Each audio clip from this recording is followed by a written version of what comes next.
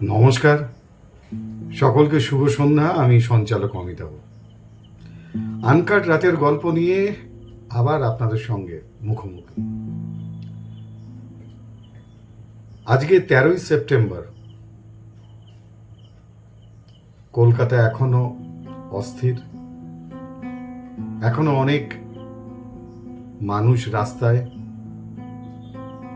সামগ্রিকভাবে প্রত্যেকেই নিজেদের কর্মব্যস্ত জীবনে অত্যন্ত ব্যস্ত। আর সেই ব্যস্ততার ঠিক কারণে কিংবা আমাদের ভুলে যাওয়ার অভ্যাসে গতকাল 12ই সেপ্টেম্বর এবং আজকে 13ই সেপ্টেম্বর দুজন বাঙালি থেকে গেলেন অন্তরালে। গতকালকের আমাদের ছেড়ে চলে গিয়েছেন সারা পৃথিবীর বুকে বাংলার লোক সংস্কৃতির প্রদীপটাকে যিনি অনেক উজ্জ্বলতার সঙ্গে পৌঁছে দিয়েছিলেন, তিনি শাহ আব্দুল কারিম। এটা বললে বোধহয় সম্পূর্ণ বলা হয় না, বাউল সম্রাট শাহ আব্দুল কারিম, সেটা বললেও বোধহয় সমার্থক হয় না। উস্তাদ, বাউল সম্রাট, গীতিকার, সুরকার এবং গায়ক, সেই সঙ্গে সঙ্গে বাউলের প্রচারক শাহ আব্দুল কারিম। এবার বোধহয় কিছুটা কাছাকাছি তাকে পৌঁছে দেয়া গেল যে সম্মানে জায়গায় তিনি বিরাজ করেন। আসলে এই মানুষটার গান ঠিক যতটা এই মুহূর্তে জনপ্রিয় সারা পৃথিবী জুড়ে, ঠিক ততটাই অন্তরালে এই মানুষটার পরিচয়। আজকের প্রজন্ম যে কোনো ধরনের কনসার্ট বা জলসা বা বিভিন্ন অনুষ্ঠানে যে গানগুলো শুনে তারা উৎসাহ বোধ করেন, উজ্জীবিত হন, তার মধ্যে তার গান রয়েছে।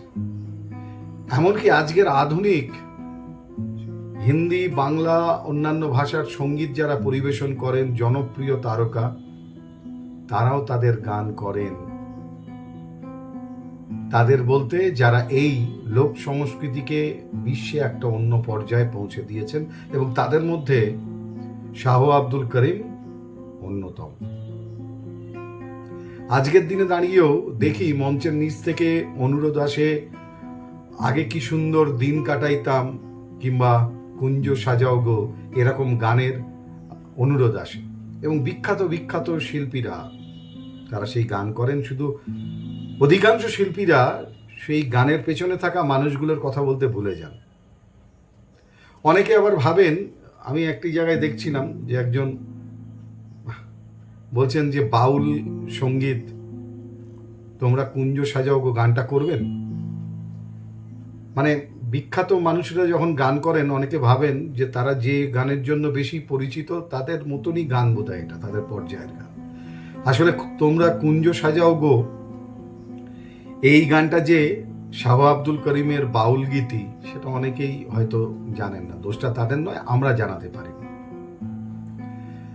আগে কি সুন্দর দিন কাটাইতাম এই গানটা যদিও শাহ আব্দুল করিম লিখেছিলেন, সুরও করেছিলেন, কিন্তু মূলত যার সুরে গানটি জনপ্রিয় হয়েছিল তিনি বিদিত বাবু। এবং তাদের ঘুণাক্ষরে একটুখানি হলেও তার শরীরে কোনো ধরনের কোনো উষ্মা ছিল না শাহ আব্দুল করিমের। 500রও বেশি বাউল গান তিনি লিখেছেন। সেই সঙ্গে সঙ্গে শরীয়তি, মারফতি, দেহতত্ত্ব, গণসঙ্গীত এবং বাউল গান। এরকম একটা অদ্ভুত প্রতিভা, তাকে এই প্রজন্ম ঠিক করে জানলো না বলেই আনকাট রাতের গল্পে আমার মূলত উদ্দেশ্য থাকে যারা অন্তরালে অবহেলিত হয়ে রয়েছেন তাদেরকে সযত্নে সম্মানের সঙ্গে যাতে আজকের প্রজন্মের কাছে পৌঁছে দেওয়া যায়, তারই একটা প্রচেষ্টা করি, এবং সেটাই আনকাট রাতের গল্পে। গত 12ই সেপ্টেম্বর ছিল তার চলে যাওয়ার দিন। হ্যাঁ, 2000 সালে, সম্ভবত 2009 সালে সিলেটের নূরজাহান পলিক্লিনিকে 11ই সেপ্টেম্বর থেকে তাকে লাইফ সাপোর্টে বাঁচিয়ে রাখার চেষ্টা করা হয়, কিন্তু সব চেষ্টাকে তিনি বৃথা করে দিয়ে 12ই সেপ্টেম্বর অমৃতলোকের পথে যাত্রা করেন। একটি সাক্ষাৎকারের কথা বিশেষ করে মনে পড়ছে, যার সাক্ষাৎকার তিনিও আজকে আমাদের মধ্যে নেই। একটি পথ দুর্ঘটনায় তাকে আমরা হারিয়েছি। লোক সংস্কৃতির প্রদীপকে তিনি অনেকটা শিখাকে উজ্জ্বল করেছিলেন। ভীষণ পরিশ্রম করে, অক্লান্ত পরিশ্রম করে তিনি কালিকা প্রসাদ দা, প্রয়াত শ্রদ্ধেয় প্রণম্য শিল্পী কালিকা প্রসাদ দা একটি সাক্ষাৎকারে শাহ আব্দুল করিম সম্পর্কে বলছিলেন। তো নানা কথার ফাঁকে শাহ আব্দুল করিম কালিকা প্রসাদ দাকে জিজ্ঞেস করেছিলেন যে, ধরো একটি অনুষ্ঠানে তুমি গেছো, সেখানে 1000 জন উপস্থিত থাকলেও তোমার যে গান লোক সংস্কৃতি, সেই গান শোনার জন্য দর্শক সংখ্যা খুবই কম, মানে 2-1 জন হবে হয়তো, বা 2-5 জন হবে, তুমি কি সেখানে গান করবে? কালিকাদা উত্তর দিয়েছিলেন, তার মুখ থেকেই আমরা সাক্ষাৎকারে জানতে পারি যে না, কি করে করব, 2-1 জনের জন্য অতগুলো লোকের মাঝখানে আমার গান যদি 2-1 জন শোনে, আমি তো করব না। আর অত্যন্ত গঞ্জিকা সেবনের পর টকটকে লাল চোখে কালিকা প্রসাদ দার দিকে তাকিয়ে শাহ আব্দুল করিম বলেছিলেন, আমি হলে করতাম,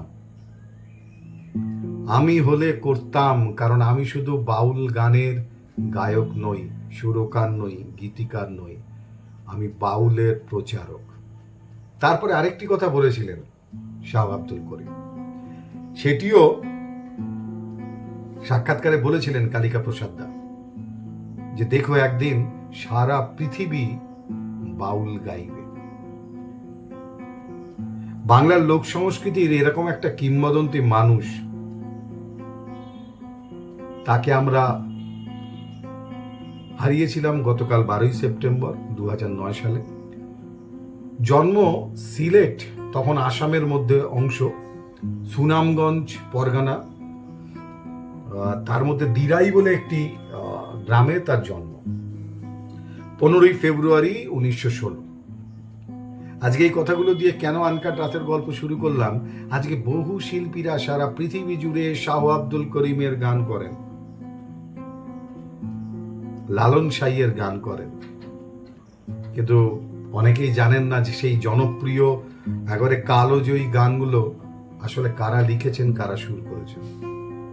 তার জন্যই সশ্রদ্ধ প্রণাম জানিয়ে শাহ আব্দুল করিম, উস্তাদ শাহ আব্দুল করিম, বাউল সম্রাট শাহ আব্দুল করিম, বাংলার লোক সংস্কৃতির দ্বৈপায়ন শাহ আব্দুল করিম, তাকে শত কোটি কোটি প্রণাম জানিয়ে আজকের আনকাট রাতের গল্পে সবার প্রথমে তাকে শ্রদ্ধাঞ্জলি দিলাম।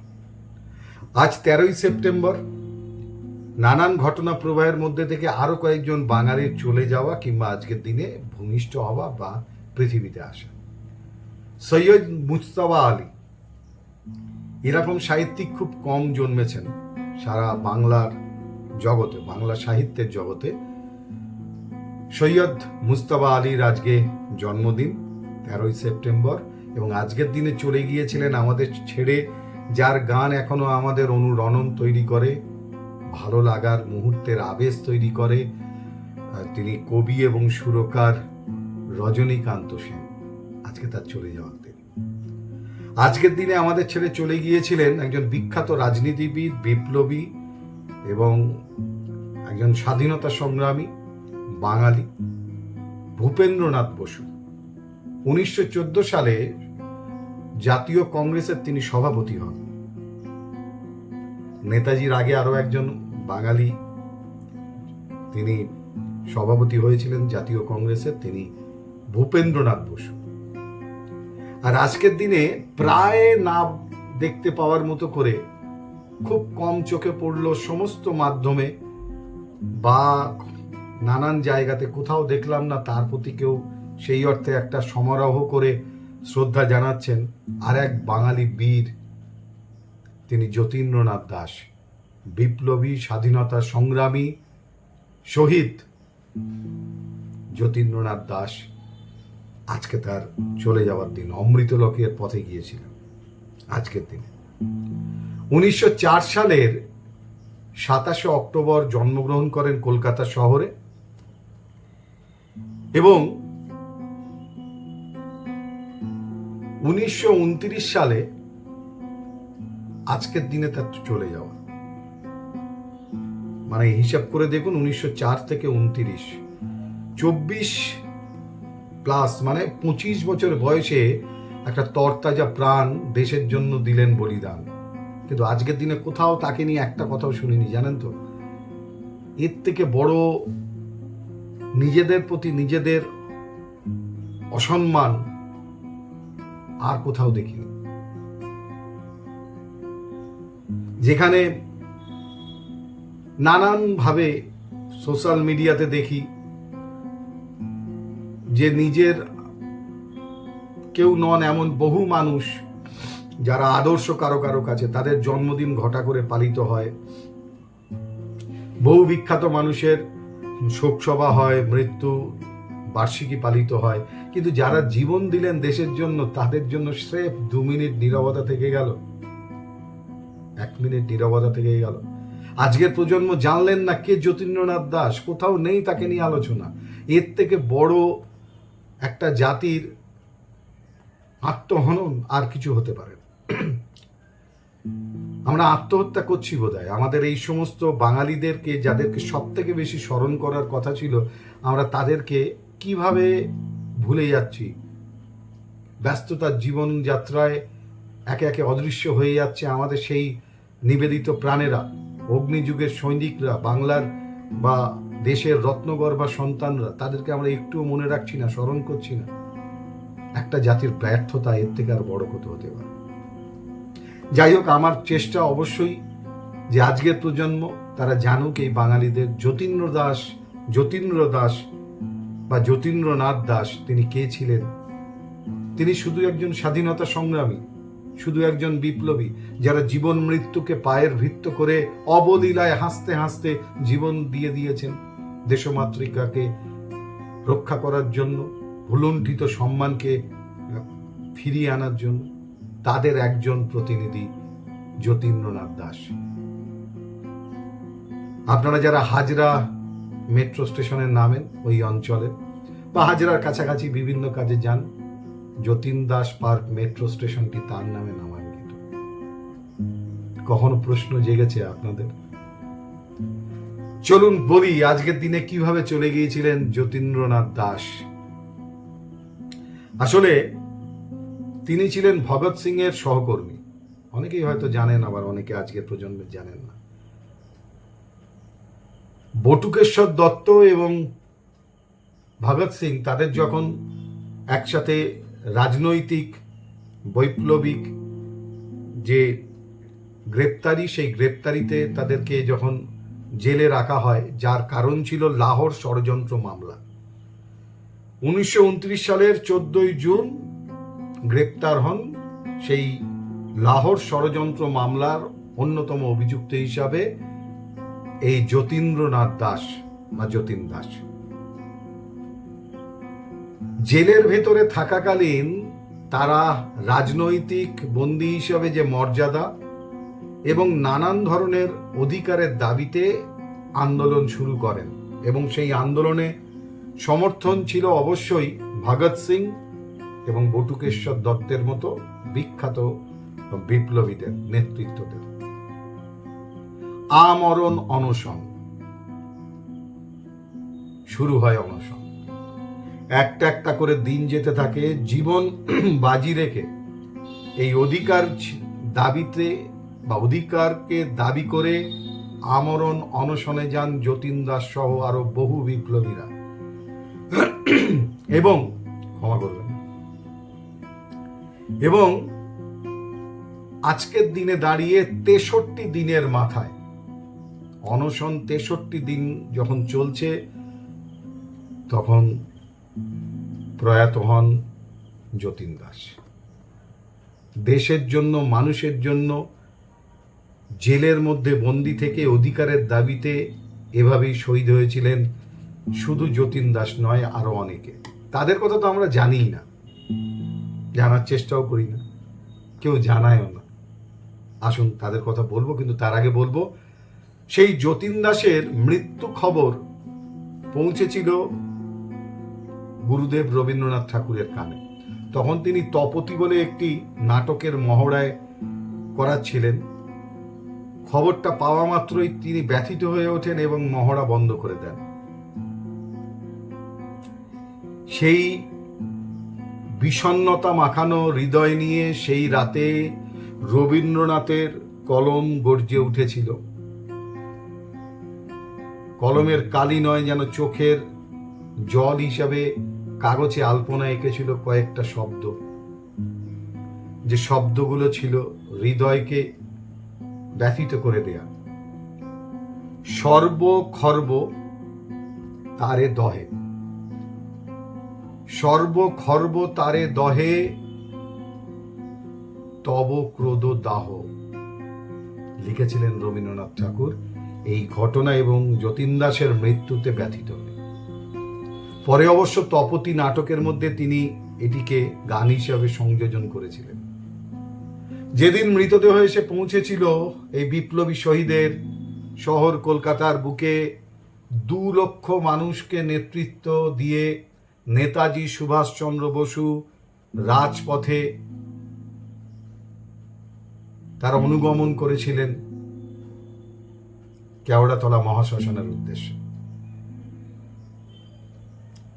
সেদিন যতীন দাস বা প্রয়াত যতীন দাস, বিপ্লবী যতীন দাস, আন্দোলনের অন্যতম প্রতিনিধি যতীন্দ্রনাথ দাস আমরণ অনশনে শুধু তিনি একাই মারা যাননি, এই অনশনে মারা গিয়েছিলেন তার সঙ্গে তার অনেক সঙ্গী সাথীরা। তার মধ্যে যেমন মহাবীর সিং আছেন, মোহিত মোহন মিত্র আছেন,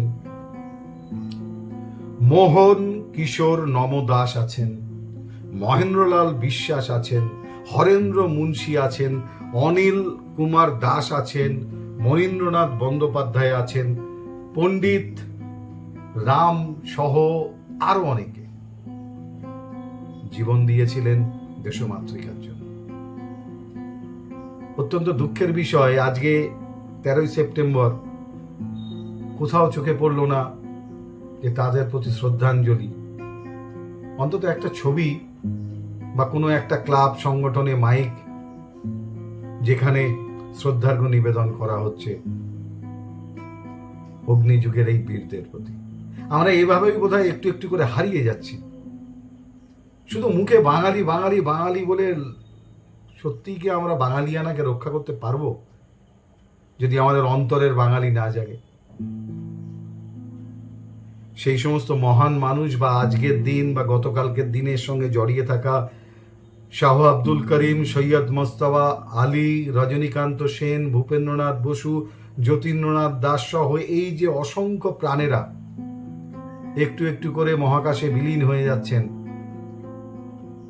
আর আমরা প্রযুক্তিকে সঙ্গে করে আরো আরো আরো সেই আরোর সম্মোহনে এগিয়ে চলেছি, সবকিছুকে ভুলে গিয়ে আরো চাই। ঠাকুর বলেছিলেন, গুরুদেব বলেছিলেন, আরো আরো আরো দাও মোরে প্রাণ। আমাদের প্রাণের স্পন্দন কি কোথাও হারিয়ে যাচ্ছে? জানি না, প্রশ্ন থাকবে আজকের প্রজন্মের কাছে এবং অভিভাবকদের কাছে, যারা জানাতে পারেননি আজকের প্রজন্মকে এই সমস্ত মানুষদের কথা। দোষটা আজকের প্রজন্মের নয়, দোষটা আমাদের। আমরা চেনাতে পারি না, আমরা জানাতে পারি, শুধু প্রতিযোগিতায় নামিয়ে দিয়েছি, এক অসম প্রতিযোগিতায়। যাই হোক, এই সমস্ত মহান মানুষদের প্রতি শ্রদ্ধা জানিয়ে আজকের আনকাট রাতের গল্প এখানেই শেষ করছি। আগামী পর্বে আরো অজানা কিছু মানুষ, অজানা কিছু ঘটনা নিয়ে আবার উপস্থিত হব আমি, অমিতাভ, আপনাদের সঙ্গে আনকাট রাতের গল্পে। ততক্ষণের জন্য সাবধানে থাকুন, সচেতন থাকুন, সুস্থ থাকুন, ভালো থাকুন এবং অবশ্যই বাংলায় থাকুন, বাংলার সংস্কৃতির সঙ্গে থাকুন।